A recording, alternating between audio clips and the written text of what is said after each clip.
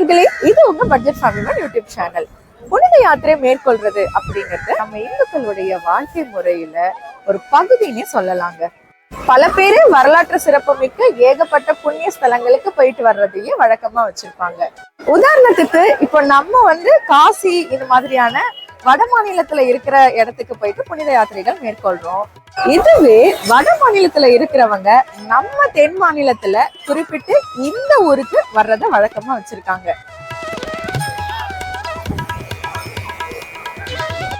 இந்த வீடியோ மூலமா உங்களை தமிழ்நாட்டுல இருக்க ஒரு மிகப்பெரிய தீவுக்கு தான் கூட்டிட்டு போக போறேன்.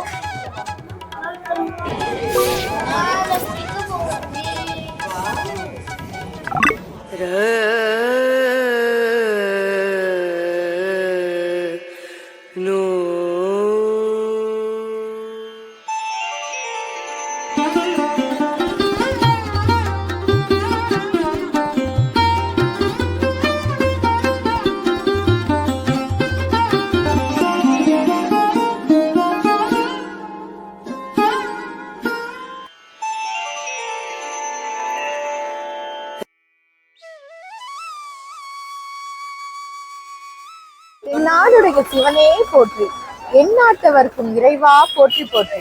வணக்கம் நண்பர்களே, நாம இப்போ இந்திய இதிகாசங்களின் பிறப்பிடமான ராமேஸ்வரத்துக்கு தான் வந்திருக்கோம். இது ஜஸ்ட் ஊருன்னு மட்டும் சாதாரணமா சொல்லிட முடியாதுங்க. இது ராமர் நடந்து வந்த பாதை. 12 ஜோதிர்லிங்கத்துல ஒன்றுதான் இந்த ராமேஸ்வரம். கோவிலுடைய வாசல்லையே கடலும் கரையும் சங்கமிக்கிற ஒரு புண்ணிய பூமி. வாங்க என் கூட ஆன்மாவை தூய்மைப்படுத்துற புனித பயணத்துக்கு போகலாமா?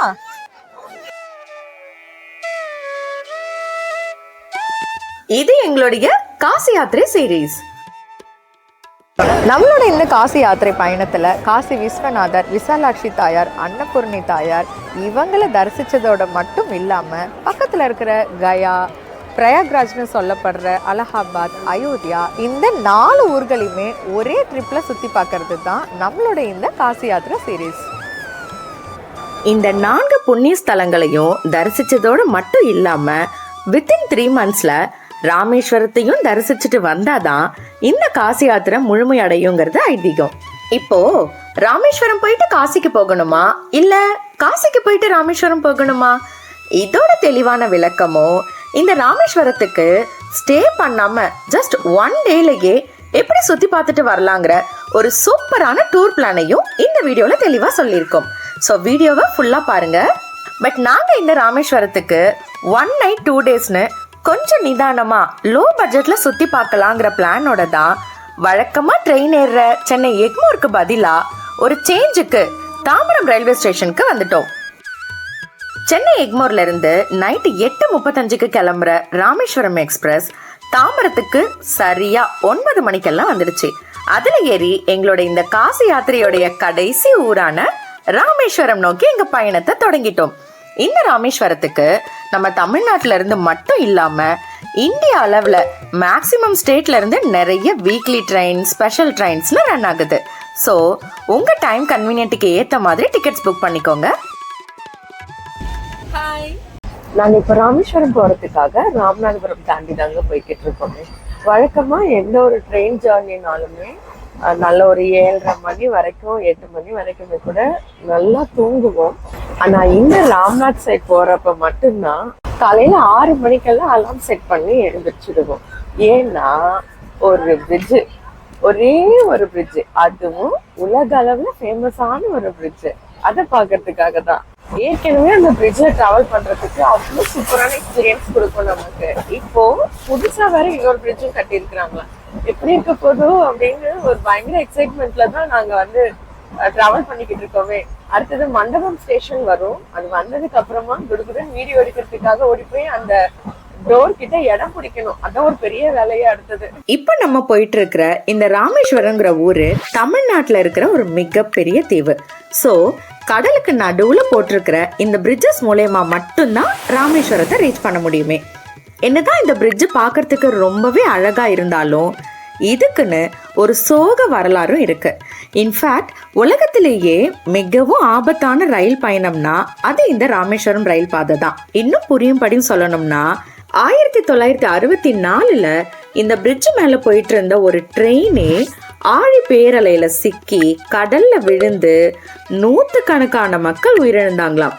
இந்த மாதிரி ஒரு இன்சிடென்ட் இனிமேல் நடக்கக்கூடாதுன்னு பாதுகாப்பு மேம்படுத்தி கட்டப்பட்டது தான் இந்த புதிய பிரிட்ஜ். இப்போ நீங்க வீடியோல பார்த்துட்டு இருக்கீங்க இல்லையா, இதுதான் இந்த பிரிட்ஜ்ல இருக்கிற ஹைலைட்டான பிளேஸே. ஷிப் எல்லாம் ரொம்ப ஈஸியா இந்த பிரிட்ஜ் கிராஸ் பண்றதுக்காக கட்டப்பட்ட இடம். பழைய பிரிட்ஜ்ல பாத்தீங்கன்னா ஷட்டர் டைப், அதாவது ஓபன் க்ளோஸ் மாடல்ல இருக்கும். இதுவே புது பிரிட்ஜ்ல லிஃப்ட் டைப், அதாவது அப் அண்ட் டவுன் போயிட்டு வர மாதிரி பிரிட்ஜை வடிவமைச்சிருக்காங்க. சூப்பர்ல. செம சூப்பரா இருந்துச்சுல்ல பிரிட்ஜ். பாக்குறதுக்கு அவ்வளோ சூப்பரா இருந்தது. எங்களுக்குமே இந்த சைடு பாக்குறதா இல்ல அந்த பக்கம் ஓடி போய் பாக்குறதான்னு ஒரு மாதிரி பசங்க இங்கிட்டு அங்கிட்டுமா மாத்தி மாத்தி தான் பாத்துக்கிட்டே இருந்தாங்களே. என்ன ஒண்ணு டக்குன்னு கிராஸ் ஆன மாதிரி இருந்துச்சுல்ல. ஒரு 3 நிமிஷம் அவ்வளவுதான் இருக்கும். 3 நிமிஷத்துல டக்குன்னு கிராஸ் ஆன மாதிரி இருக்கு. இதே அந்த ஓல்டு பிரிட்ஜ்ல பாத்தீங்கன்னா அது ரொம்ப வருஷத்து பழசு அப்படிங்கறதுனால ஸ்லோவா தான் போகுமே. ஒரு கிட்டத்தட்ட ஒரு 20 நிமிஷத்துக்கு உங்களுக்கு அந்த ட்ராக்லயே கிராஸ் ஆகும். என்னதான் வந்து புது பாலம் கட்டியிருந்தாலுமே அந்த பழைய பாலத்துல நம்ம ரயில் பயணம் அப்படிங்கிறது தான் ஒரு நல்ல எக்ஸ்பீரியன்ஸாகவும் இருந்துச்சு, ஒரு நல்ல மெமரியாகவும் இருந்துச்சு. இது டப்புன்னு போயிடுச்சு இப்படி. அதனால ஒன்றும் நிக்கல மைண்ட்ல, என்னடா அது அதுக்குள்ளார பாலம் முடிஞ்சிச்சா அப்படிங்கிற மாதிரி இருக்கு.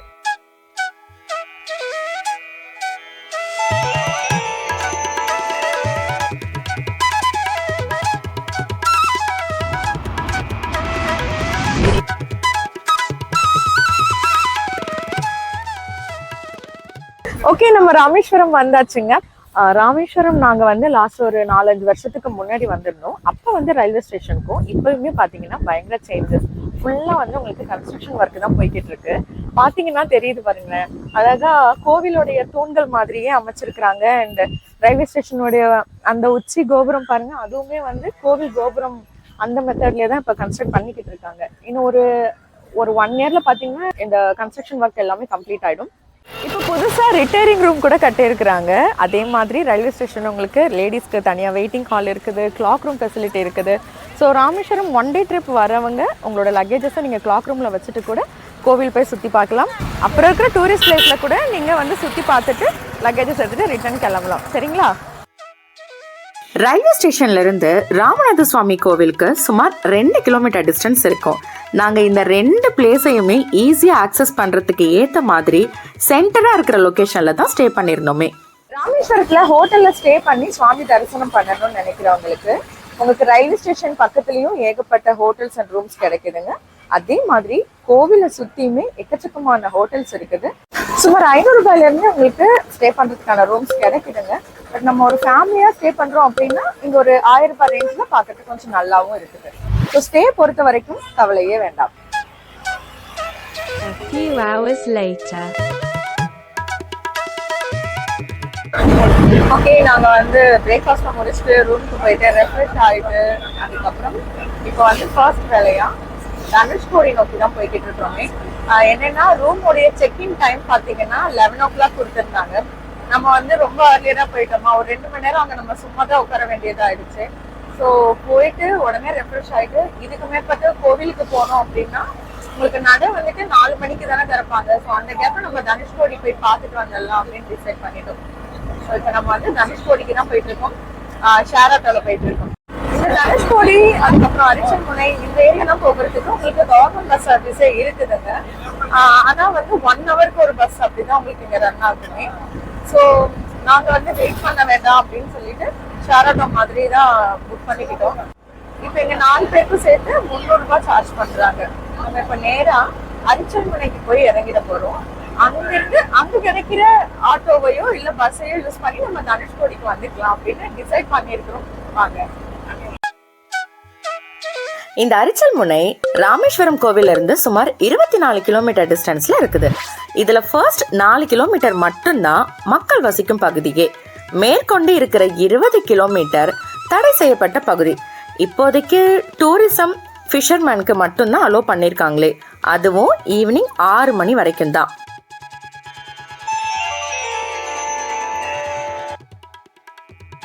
நம்ம இப்போ the last land of India அரிச்சல்முனையில தான் இருக்கோம்.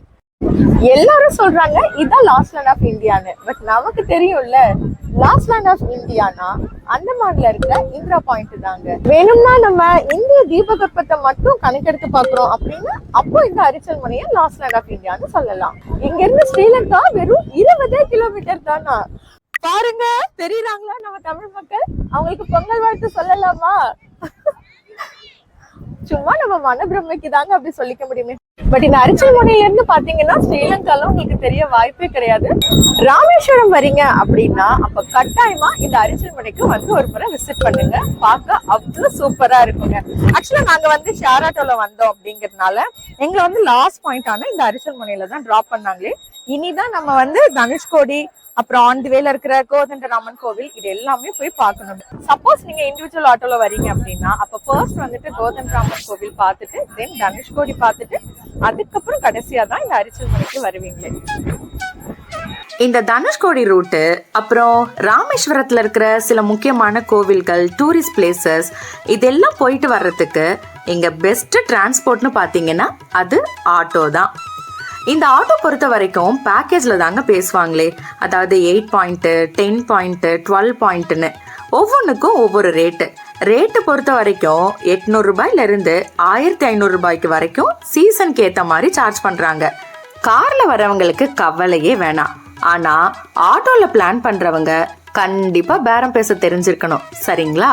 நாங்கள் பப்ளிக் டிரான்ஸ்போர்ட் யூஸ் பண்ணி தான் இங்கே வந்தோம். இருந்தும் ஆட்டோ பேக்கேஜ் எல்லாம் எதுவும் யூஸ் பண்ணலை. ஏன்னா முடிஞ்ச வரைக்கும் லோயஸ்ட் ரேட்ல சுற்றி பார்க்கணும். அப்புறம் இங்கே என்னென்ன லொக்கேஷன் எந்தெந்த இடத்துல இருக்கு, எங்கெல்லாம் நம்ம நடந்தே போய் கூட சுற்றி பார்க்க முடியும், இது எல்லாமே விளக்கமாக உங்ககிட்ட சொல்றதுக்கு தான். அரிச்சல் முனைக்கு வரும்போது ஷேர் ஆட்டோல வந்தோமா, இப்போ ரிட்டர்ன் போறதுக்கு ஷேர் ஆட்டோ எதுவுமே கிடைக்கல. எல்லாமே ஆல்ரெடி புக்குன்னே வழி ஃபுல்லா சொல்லிக்கிட்டே வந்தாங்க. கிட்டத்தட்ட நாங்களும் ஒரு 1 கிலோமீட்டர் கிட்ட நடந்து வந்தாச்சு. ஆக்சுவலா வந்து இன்னைக்கு வீக் ஆஃப் அப்படிங்கறதுனால பயங்கர ரஷ்ஷா இருக்குதுங்க. ஸோ தட் இங்க வந்து கவர்மெண்ட் பஸ் கூட உங்களுக்கு ஒரு 1/2 to 1 கிலோமீட்டர் தள்ளி தான் வந்து நிப்பாட்டுறாங்களே.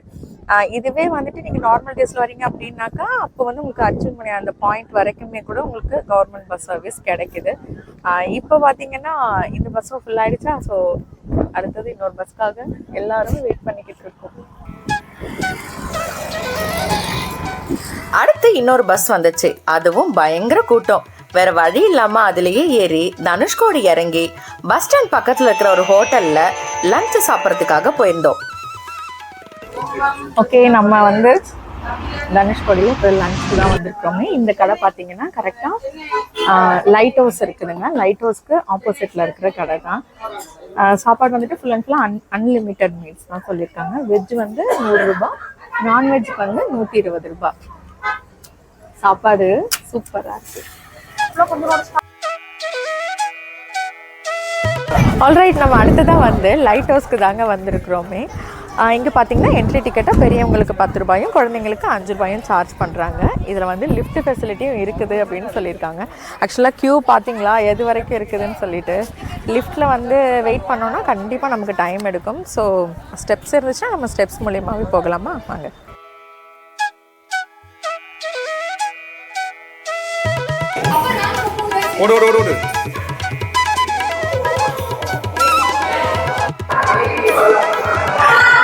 நீங்க தட்டு நிறைய சாப்பாடு போட சொல்லிட்டாலே எனக்கு கொஞ்சம் சந்தேகமா தான் இருக்குமே.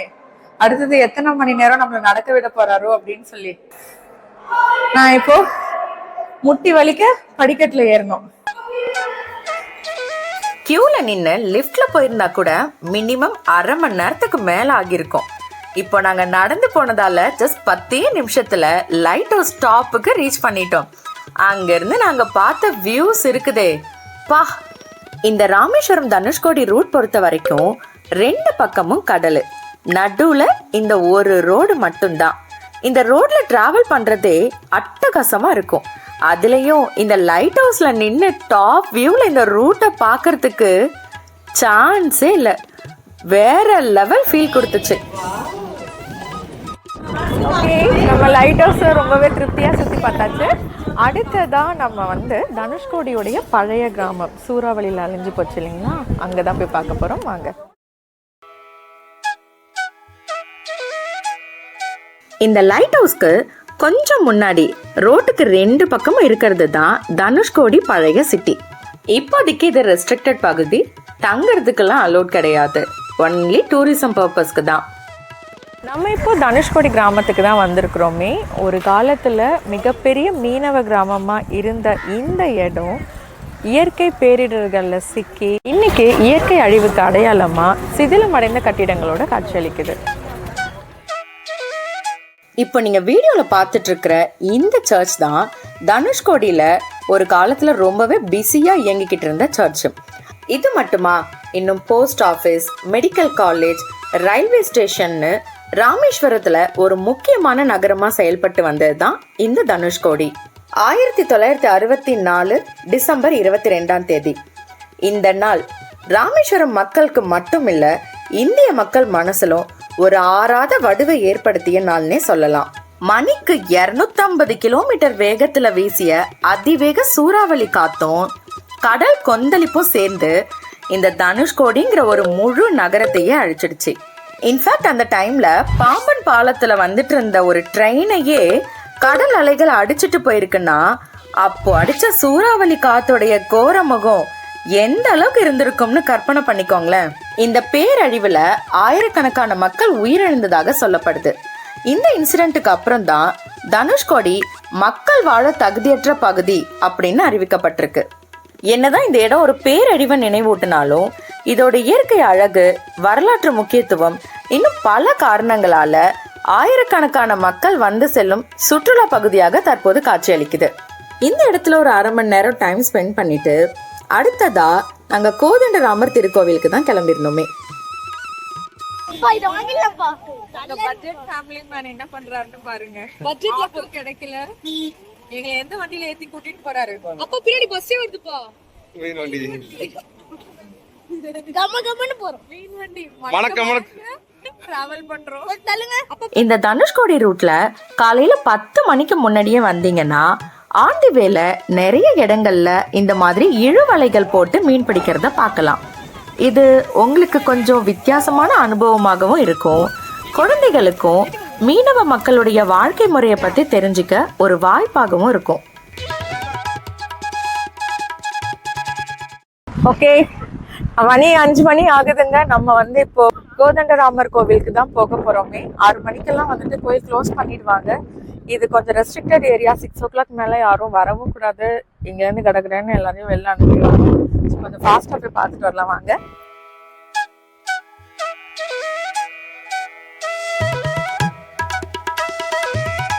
நாங்க இந்த ராமேஸ்வரத்துக்கு ஒரு 2-3 முறை வந்திருக்கிறோங்க. எங்களுக்கு இது கொஞ்சம் பழக்கப்பட்ட ஏரியா தான். அதனாலதான் கிடைக்கிற வண்டி, ஷேர் ஆட்டோ அந்த மாதிரிலாம் வந்து நாங்க எங்க ஏறிக்கிறோமோ ஒரு இடத்துமா வந்து இறங்கிக்கிறோம். சப்போஸ் நீங்க வந்து ராமேஸ்வரத்துக்கு புதுசா வரீங்க அப்படின்னா நீங்க வந்து இந்த மாதிரி அலைய வேண்டாம்.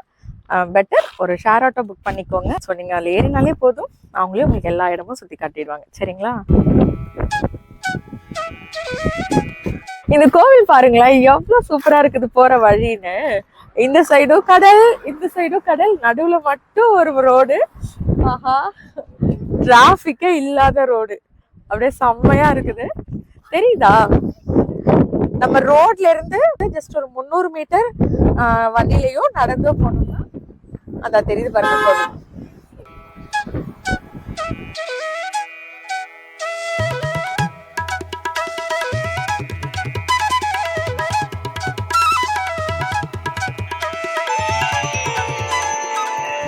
வந்தாச்சு அருள்மிகு ஸ்ரீ கோதண்டராமர் திருக்கோவில். இந்த கோவிலுடைய ஹிஸ்டரி என்ன அப்படிங்கறத ஒரு 2 லைன்ஸ்ல சொல்லிடுறேன். விபீஷ்ணர், அதாவது ராவணனுடைய தம்பி விபீஷ்ணருக்கு ராமன் பட்டாபிஷேகம் செய்து வைத்த ஸ்தலம் தான் இந்த கோவில். எதுக்கு சம்பந்தமே இல்லாம எங்கேயோ இருக்குதே. ராவணனுடைய தம்பிக்கு ராமர் வந்து பட்டாபிஷேகம் செய்து வச்சாரா? எதுக்கு தெரியுமா? ராவணனை யுத்தத்துல தோற்கடிக்க விபீஷ்ணர் ராமனுக்கு ஹெல்ப் பண்ணாராம். அதுக்கு நன்றி கடனா தான் ராமன் லங்காதிபதியா விபீஷ்ணரை மாத்திருக்கிறாராம். அதுக்கு அடையாளமா தான் இந்த கோயில் கட்டியிருக்கிறாங்க. சரி வாங்க உள்ள போய் பார்க்கலாம்.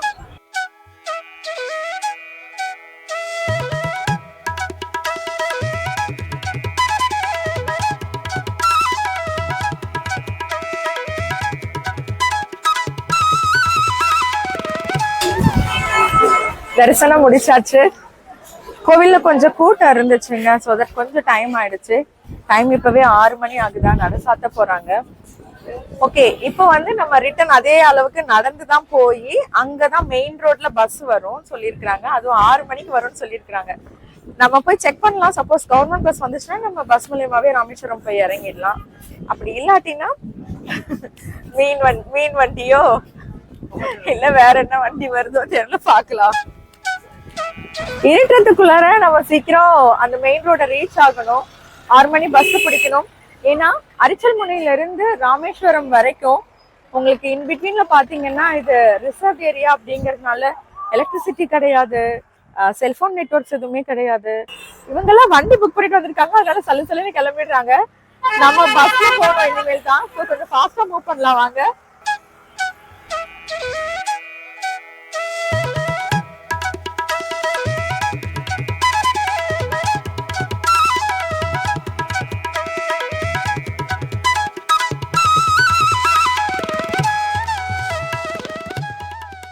வந்து நின்னே ஒரு 10 நிமிஷம் ஆகுதுங்க. ஆக்சுவலா 10 நிமிஷத்துக்கு முன்னாடியே ஒரு பஸ் ஒன்று வந்தது, ஆனா கூட்டமா இருக்குன்னு நிப்பாட்டவே இல்லை. ஸோ இப்போ பஸ்ஸுக்காக வெயிட் பண்ணிக்கிட்டு இருக்கோம்.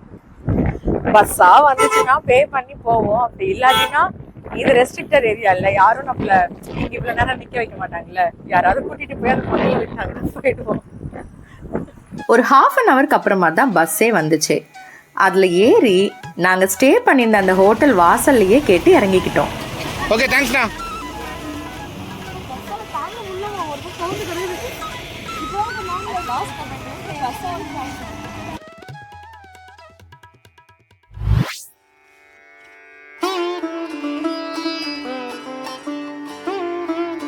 காலை வணக்கம். ராமேஸ்வரத்துல இன்னைக்கு எங்களுக்கு 2வது நாள். இன்னைக்கு தாங்க ஆக்சுவலா நாங்க வந்து கோவிலுக்கே போக போறோமே. ஆல்ரெடி ரெஃப்ரெஷ் ஆயிட்டும் வந்தாச்சு. பட் கோவிலுக்கு போறதுக்கு முன்னாடி இங்க இருக்கிற அக்னி தீர்த்தத்துல நீராடிட்டு தான் போகணும் அப்படிங்கிறது தான் ஐதீகமா. ஸோ நம்மளும் அதையே ஃபாலோ பண்ணுவோம் வாங்க.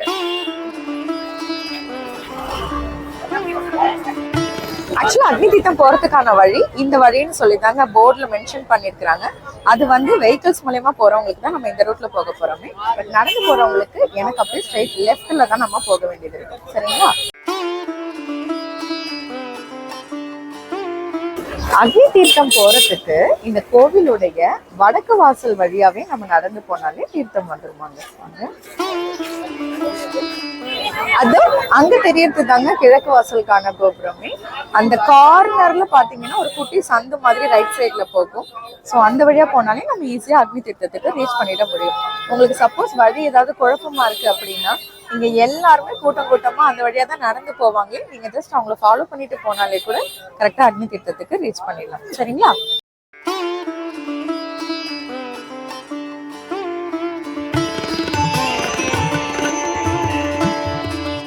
ஓகே, நம்ம இப்ப அக்னி தீர்த்தத்துக்கு வந்தாச்சுங்க. இங்க நீங்க கடல்ல குளிச்சுட்டும் கோவிலுக்கு போகலாம். இல்ல ஆல்ரெடி ரூம்ல ரெஃப்ரெஷ் ஆயிட்டு வந்துட்டீங்க அப்படின்னா ஜஸ்ட் சம்பிரதாயத்துக்கு தலையில தண்ணி தெளிச்சுக்கோங்க. ஒருவேளை நீங்க குளிச்சுட்டு கோயிலுக்கு போற மாதிரி இருந்தீங்கன்னா ஆப்போசிட்லயே உங்களுக்கு ட்ரெஸ் சேஞ்சிங் ரூம்ஸ் நிறையவே இருக்குதுங்க. நீங்க பே பண்ணிட்டு ட்ரெஸ் சேஞ்ச் பண்ணிக்கலாம். சரிங்களா? நான் இங்க ஆல்ரெடி ரெஃப்ரெஷ் ஆயிட்டு தாங்க வந்திருக்கிறேன். இருந்தாலும் அக்னி தீர்த்தத்துல நீராடிட்டு தான் கோவிலுக்கு போகணும்னு ஆசைப்படுறேன்.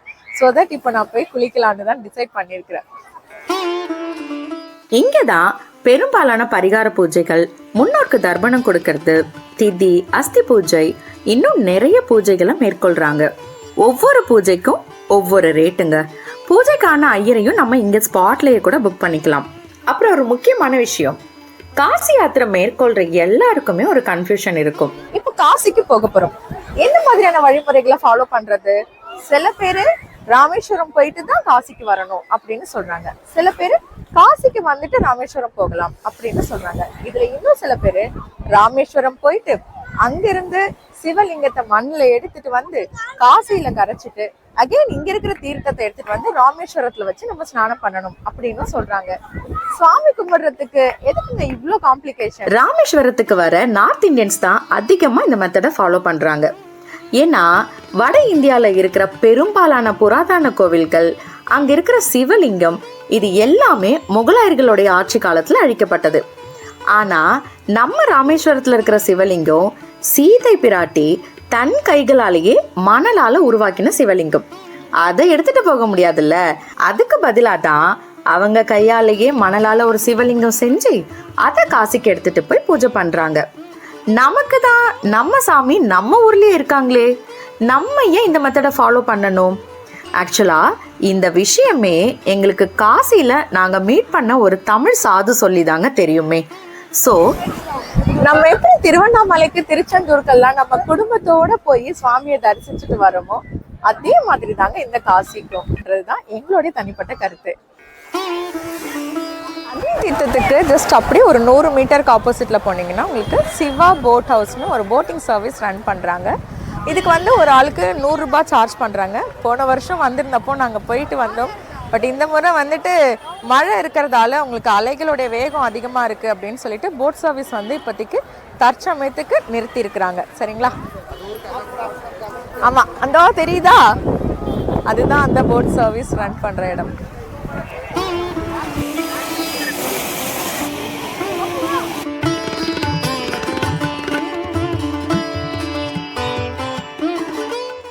அக்னி தீர்த்தத்துல குளிச்சாச்சுங்க. நம்ம இப்ப அடுத்ததா கிழக்கு கோபுரம் வழியா தான் கோவிலுக்குள்ளார போக போறோம். வாங்க.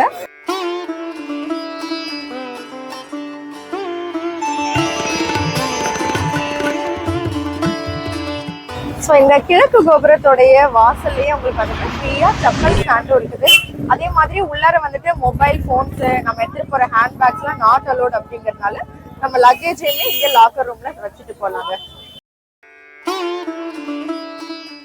சுமார் 9 மணிக்கெல்லாம் நாங்க இந்த கோயிலுக்குள்ளார என்டர் ஆயிட்டோம். கூட்டம் பயங்கர கியூ, பின்ன இல்லாம இருக்குமா? சரி, இந்த நேரத்துல நான் இந்த கோவிலுடைய ஹிஸ்டரிய ஷார்ட்டா சொல்லிடுறேன். ராவணன் ஒரு தீவிர சிவபக்தன்ங்கிறது நம்ம எல்லாருக்குமே தெரிஞ்ச விஷயம்.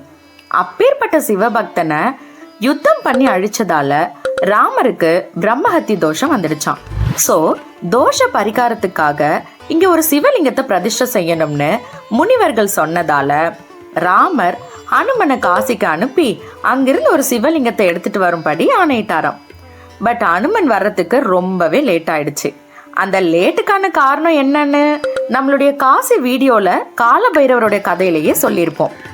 சரி, லேட் ஆயிடுச்சு, காலம் தாமதிக்க கூடாது அப்படின்னு சீதாமா தன் கைகளாலேயே கடல் மணலை கொண்டே ஒரு சிவலிங்கத்தை செஞ்சு பிரதிஷ்டை பண்ணதாகவும், அதே சமயம் அனுமனும் சிவலிங்கத்தை கொண்டு வர அந்த லிங்கத்தையும் இங்கேயே பிரதிஷ்டை செஞ்சிட்டதாகவும் சொல்லப்படுது. சீதாமா மணலால வடித்த லிங்கத்தை ராமலிங்கம்னும், அனுமன் காசிலிருந்து கொண்டு வந்த லிங்கத்தை விஸ்வலிங்கம்னு அழைக்கப்படுது. ஆனா கோயில் ராமருடைய கைகளால பிரதிஷ்டை செஞ்சு உருவானதால இந்த கோயில ராமநாத சுவாமி கோயில் அப்படின்னு சொல்றோம். ஓகே, திருப்தியா தரிசனம் முடிச்சுட்டு வெளியில வந்தாச்சுங்க. ஆக்சுவலா இந்த கோவில்ல பாத்தீங்கன்னா 22 நாழி கிணறு இருக்குது.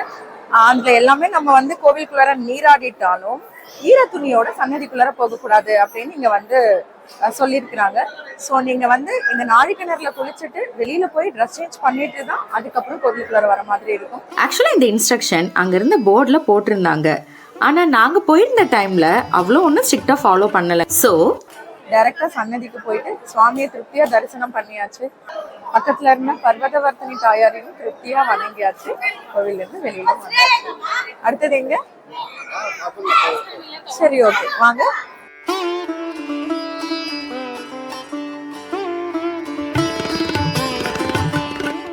கோயில சாமி கும்பிட்டு முடிச்சாச்சு. நெக்ஸ்ட் நாங்க அப்துல் கலாம் வீட்டுக்கு தான் போக போறோம். எங்க அப்பா தான் அப்படி சொன்னாங்க.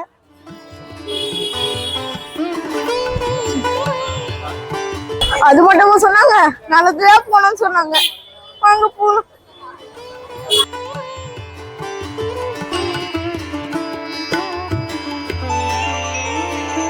ஒரு 1/4 மணி நேரம் வாக்கிங்லயே நாங்க முன்னாள் பிரசிடென்ட் அப்துல் கலாம் ஐயாவோட வீட்டுக்கு ரீச் ஆயிட்டோம். இது கரெக்டா கோவில்ல இருந்து 1 கிலோமீட்டர் டிஸ்டன்ஸ்ல இருக்கு. 1910 அப்போ அப்துல் கலாம் ஐயா வீடு இப்படிதான் இருந்துச்சு. அதை இடிச்சிட்டு இப்ப அப்துல் கலாம் நிலையமா இது கட்டிருக்காங்க. இப்ப நீங்க கீழே பார்க்கறத கலாம் சாரோட அண்ணன். இது அப்துல் கலாம் வீடு இருந்த இடம். இப்ப சும்மா வந்து போட்டோ கேலரி மட்டும் வச்சிருக்காங்க. வாங்க பாக்கலாம். ஹவுஸ் ஆஃப் கலாம் இது மொத்தமா 2 ஃப்ளோர் கொண்டதுங்க. மேலே ஃபர்ஸ்ட் ஃப்ளோரில் அவரோட அவார்ட்ஸு, அவர் ஃபோட்டோ கேலரி, அவர் போட்ட ட்ரெஸ்ஸு எல்லாம் நம்ம பார்வைக்கு வச்சுருக்காங்க. செகண்ட் ஃப்ளோர்ல சும்மா ஏதாவது ஷாப்பிங் மாதிரி தான் வச்சிருக்காங்க. ஓகே, நம்ம ஒரு 15 மினிட்ஸ்ல பார்த்து வெளில வந்துட்டோம். வாங்க அடுத்த லொகேஷன் போலாம்.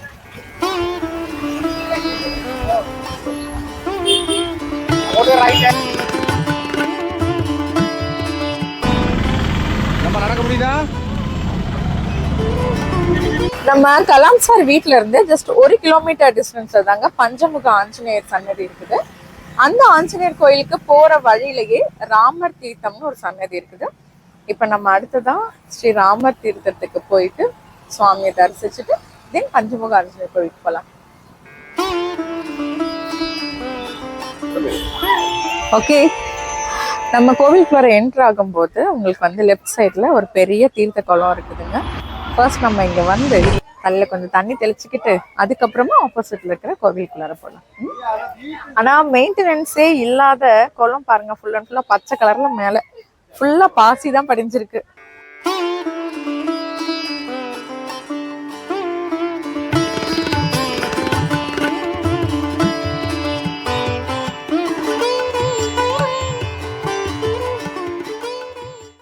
அடுத்ததா இந்த ராமர் தீர்த்தத்துல இருந்து ஜஸ்ட் 200 மீட்டர் டிஸ்டன்ஸ்ல இருக்கிற பஞ்சமுக ஆஞ்சநேயர் கோவிலுக்கு தாங்க போயிருந்தோம்.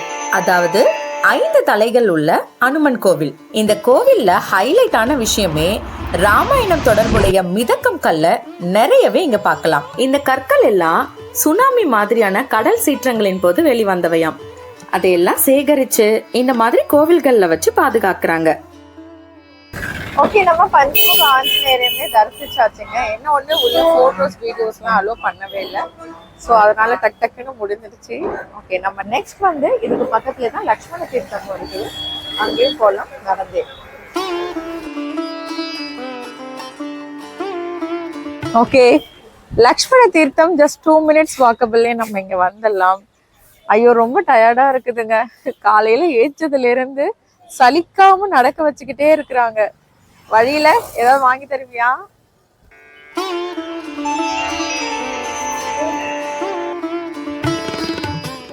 இப்போ நம்ம வந்திருக்கிற இடம் லக்ஷ்மண தீர்த்த கோவிலுங்க. பக்கத்துல தான் உங்களுக்கு லக்ஷ்மண தீர்த்தமும் இருக்குது.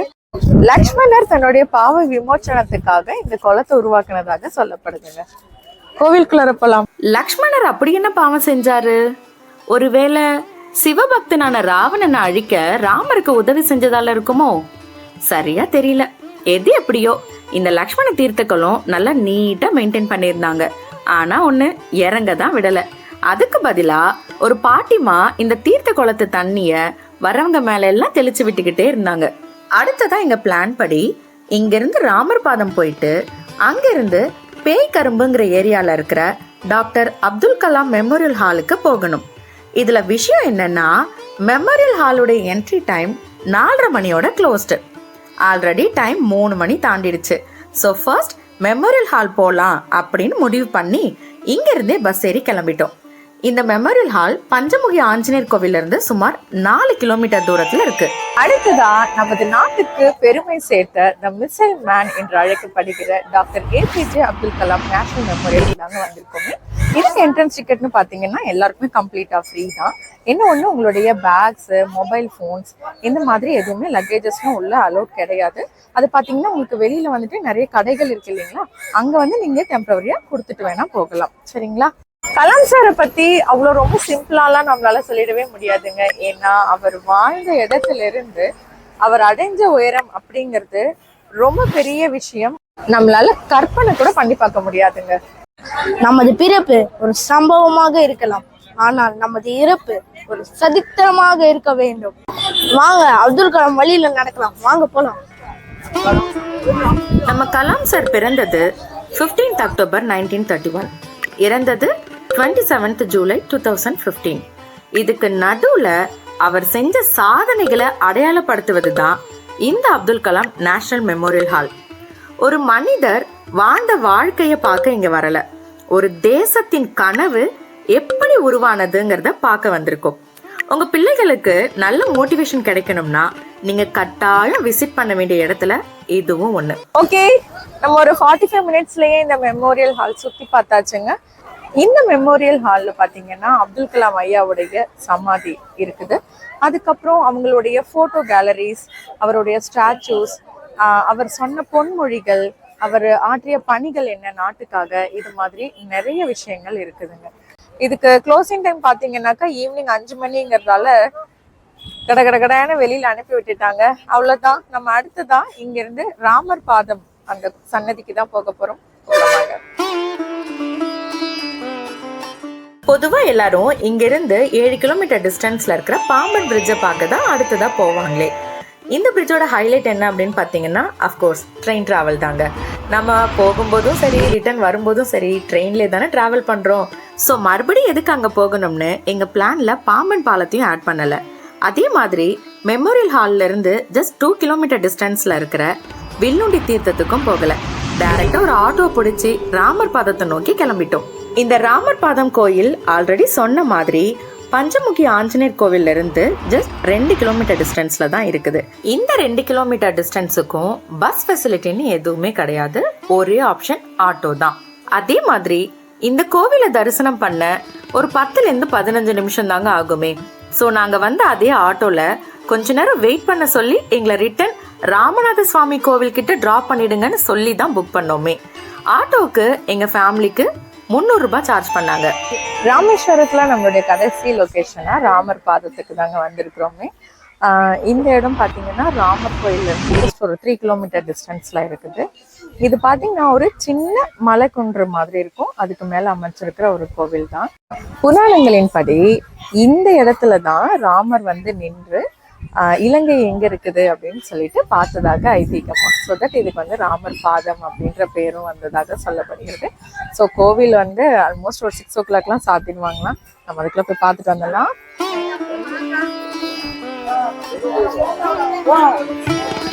இந்த ஸ்தலம் பார்த்தீங்கன்னா மொத்தமாக 2 அடுக்குகள் கொண்டு இருக்குதுங்க. கீழே கிரவுண்ட் ஃப்ளோர் பார்த்தீங்கன்னா சன்னதி இருக்குது.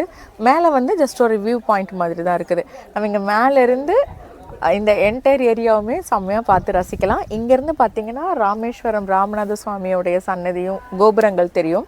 அதுக்கப்புறம் இங்கே ஒரு பெரிய ஒரு டவர் ஒன்று தெரியுதுல்ல, இது வந்துட்டு தூர்தர்ஷன் தானே, பொதிகை டிவி அதுக்கான டவர்னு சொன்னாங்க ஆட்டோக்காரண்ணா. அண்ட் இந்த இடத்துல ஒரு சிலை ஒன்று கட்டிகிட்ருக்குறாங்க. அது கரெக்டாக உங்களுக்கு இங்கேருந்து பார்த்தா தெரியுமான்னு தெரியலையே. அது எய்தர் ஹனுமன் இல்லாட்டினா ராமன். நல்ல பெரிய ஒரு சிலை ஒன்று கட்டிட்டு இருக்காங்க, தெரியுதுங்களா? இந்த டே 2 பிளானில் அப்துல் கலாம் மெமோரியல் மட்டும் பஸ் தேவைப்படும். மற்றபடி மற்ற எல்லா இடத்துக்கும் நடந்து போகலாம். இந்த ராமர் பாதம் மட்டும் 2 கிலோமீட்டர் தூரம். அதுக்கு மேலே 2 கிலோமீட்டர் நடக்க முடியும்னா நடந்து போங்க, இல்லைன்னா அதுக்கு மட்டும் தனியாக ஆட்டோ வச்சுக்கோங்க. சரிங்களா? அது மட்டும் இல்லாமல் இங்கே வில்லுண்டி தீர்த்தம்னு ஒன்று இருக்குது. அது கடலுக்கு ஓரமாக ஒரு கிணறு மாதிரி இருக்கும். அந்த கிணத்துல சுத்த தண்ணி வரும். ஆக்சுவலாக இந்த மாதிரி நிறைய கிணறுகள் நாங்கள் நிறைய இடத்துல பார்த்துருக்கோம். அதனால் அந்த இடத்த கவர் பண்ணுற மாதிரி எங்கள் லிஸ்ட்டில் இப்போ பிளான் பண்ணலை. மற்றபடி பிளான் பண்ண நம்ம எல்லா லொக்கேஷனையும் கவர் பண்ணிட்டோம். இந்த ராமேஸ்வரம் ட்ரிப்பை திருப்தியாக முடிச்சுட்டு இப்போ நாங்கள் ரூமுக்கு போய் செக் அவுட் பண்ண போகிறோம். ஓகேங்களா? வாங்க போகலாம். இவ்வளோ நேரம் நீங்கள் பார்த்தது ராமேஸ்வரத்தை கொஞ்சம் நிதானமாக நாங்கள் சுற்றி பார்த்த வீடியோ. இதுவே ஸ்டே எதுவும் பண்ணாமல் ஜஸ்ட் 1 டேல இந்த ராமேஸ்வரத்தை சுற்றி பார்க்கணும்னா அதுக்கு நீங்கள் ட்ரெயின் இல்லைன்னா பஸ் மூலயமா முடிஞ்ச வரைக்கும் காலையில் 6 மணிக்குள்ளார ராமேஸ்வரத்தில் இருக்கிற மாதிரி பார்த்துக்கோங்க. ராமேஸ்வரத்தில் ஃபர்ஸ்ட் நீங்கள் போக வேண்டியது அக்னி தீர்த்தம். அங்கே குளிச்சுட்டு அப்படியே கிழக்கு கோபுரம் வழியாக கோயிலுக்குள்ளார போயிட்டு 22 நாழி கிணறுலையும் தீர்த்த தண்ணியை தலையில் தெளிச்சுக்கிட்டு நேராக சாமி தரிசனத்துக்காக போயிடுங்க. எப்படி பார்த்தாலும் ஒரு 10 மணிக்குள்ளார தரிசனத்தை முடிச்சுட்டு வெளியில் வந்துடுவீங்க. இதுக்கப்புறமா ஒரு ஆட்டோவை பேக்கேஜாக பேசி ஃபர்ஸ்ட் தனுஷ்கோடி ரூட்டுக்கு போகணும். ஏன்னா அது தாங்க லாங்கு. இந்த ரூட்ல இருக்கிற கோதண்டராமர் கோவில், தனுஷ்கோடியுடைய பழைய வில்லேஜ், அரிச்சல் முனை, இந்த 3த்தையும் சுத்தி பார்த்துட்டு எப்படியும் 2 மணிக்குள்ளார நீங்க ராமேஸ்வரம் வந்துட்டு நேரா அப்துல் கலாம் மெமோரியலுக்கு போயிடுங்க. அதுக்கப்புறமா லக்ஷ்மண தீர்த்தம், பஞ்சமுக ஆஞ்சநேயர் கோவில், ராமர் பாதம், ராமர் தீர்த்த கோவில், கடைசியா ஹவுஸ் ஆஃப் கலாம். இந்த ஆர்டர்ல பார்த்துட்டு ஈவினிங் ஒரு 6 மணிக்குள்ளார ராமேஸ்வரம் ரயில்வே ஸ்டேஷனுக்கே நீங்க போயிடலாம். உங்களுக்கு டைம் இருந்தா மட்டும் சிவா போட் ஹவுஸ்ல கடல்ல ஒரு போட்டிங் போயிட்டு வாங்க. இத்தனை பிளேஸையும் 1 டேல கவர் பண்ண முடியுமான்னா கண்டிப்பா முடியும். நாங்களே 2-3 முறை இப்படி தாங்க போயிட்டு வந்தோம். ரீசெண்டா கூட ஒரு ஃபேமிலிக்கு இதே பிளான சொல்லி அவங்களும் சக்சஸ்ஃபுல்லா ராமேஸ்வரத்தை சுத்தி பார்த்துட்டு வந்திருக்காங்க.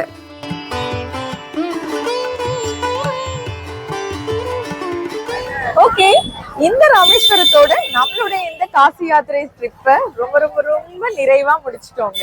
அநேகமா நம்மளுடைய காசி யாத்ரா சீரீஸ்ல வந்த காசி, கயா, அயோத்தியா, பிரயாக்ராஜ், இப்போ இந்த ராமேஸ்வரம் எல்லா வீடியோஸும் நீங்க தரவா பார்த்துருப்பீங்கன்னு நினைக்கிறேன். ஸோ இது மூலயமாவே நீங்களும் எந்த ஒரு டூரிஸ்ட் பேக்கேஜுமே இல்லாம இண்டிவிஜுவலாவே போய் இங்க இருக்கிற சாமிகள் எல்லாம் தரிசிச்சுட்டு வர முடியும் அப்படிங்கிற நம்பிக்கையும் உங்களுக்கு கொடுத்துருக்கோன்னு நாங்க நம்புறோம். இங்க இருந்து அடுத்ததான் நம்ம சென்னைக்கு ட்ரெயின் ஏறி நம்மளோட ரெகுலர் ஒர்க்ஸ் எல்லாமே ரொட்டீனா பார்க்க வேண்டியதுதான். ஆனா வந்ததும் வந்துட்டோம். பக்கத்துல இருக்கிற தேவிப்பட்டினம், உத்தரகோசமங்கை இந்த கோவிலுக்கும் போய் பார்த்துட்டு வந்துடலாமே அப்படின்னு இப்ப டிசைட் பண்ணிருக்கோம்.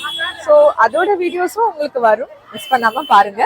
எங்களோட வீடியோஸ் பார்த்து லைக் பண்ணவங்களுக்கும் கமெண்ட்ஸ் பண்ணவங்களுக்கும் ரொம்ப ரொம்ப நன்றி. ஸோ நெக்ஸ்ட் டே தேவிப்பட்டினம் நவகிரக கோவில் அண்ட் உத்தரகோசமங்கை கோவில் போறதுக்காக இன்னைக்கு நைட்டும் ராமேஸ்வரத்திலே தங்கி நைட்டு மறுபடியும் ஒரு முறை ராமநாத சுவாமியை திருப்தியா தரிசிச்சுட்டு வந்தோம். அச்சோ, சொல்லவே மறந்துட்டேன். சப்போஸ் ராமேஸ்வரத்துக்கு நீங்க பஸ்ல வரீங்கன்னா இப்போ புது பஸ் ஸ்டாண்ட் சிட்டிக்கு கொஞ்சம் அவுட்டர்ல, அதாவது 3 கிலோமீட்டர் டிஸ்டன்ஸ்ல கட்டியிருக்கிறாங்க. நீங்க அங்கிருந்து கோயிலுக்கு வரணும்னா டவுன் பஸ் இல்லைன்னா ஆட்டோ மூலயமா வரணும். சரிங்களா? இப்போ இந்த ராமேஸ்வரத்துக்கு மட்டும் ஒரு ஆளுக்கு எவ்வளவு செலவாச்சுங்கிறத டீட்டெயிலா பார்க்கலாமா? சென்னை தாம்பரம் டு ராமேஸ்வரம்க்கு ட்ரெயின் ஃபேரா ஒரு ஆளுக்கு 380 ரூபாய். ராமேஸ்வரம் டு அரிச்சல்முனைக்கு போக ஷேர் ஆட்டோல ஒரு ஆளுக்கு 75 ரூபாய் வாங்கினாங்க. அரிச்சல்முனையில இருந்து தனுஷ்கோடிக்கு பஸ்ல ஒரு ஆளுக்கு 8 ரூபாய் வாங்கினாங்க. லைட் ஹவுஸோட என்ட்ரி டிக்கெட் 10 ரூபாய். தனுஷ்கோடியில இருந்து கோதண்டராமர் கோவிலுக்கு குட்டியான வண்டியில ஒரு ஆளுக்கு 30 ரூபாய் சார்ஜ் பண்ணாங்க. கோதண்டராமர் கோவில்ல இருந்து ராமேஸ்வரத்துக்கு பஸ்ல ரிட்டர்ன் வரத்துக்கு 10 ரூபாய் ஆச்சுங்க.